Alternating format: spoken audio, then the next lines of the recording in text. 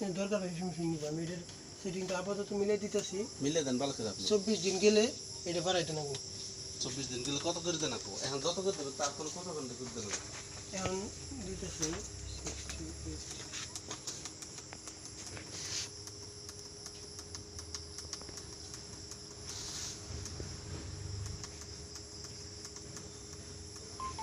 68 68 দিলাম ডাউন। হ্যাঁ, তার মানে 68 থেকে আরম্ভ করে 75 থেকে থাকবো কমিউনিটি বর্তমান। যেটা আপনারা মোটে কাছে দিলে ওটা যত দৌড়াই পাস করবো তারপরে আপনাদের ভিতরে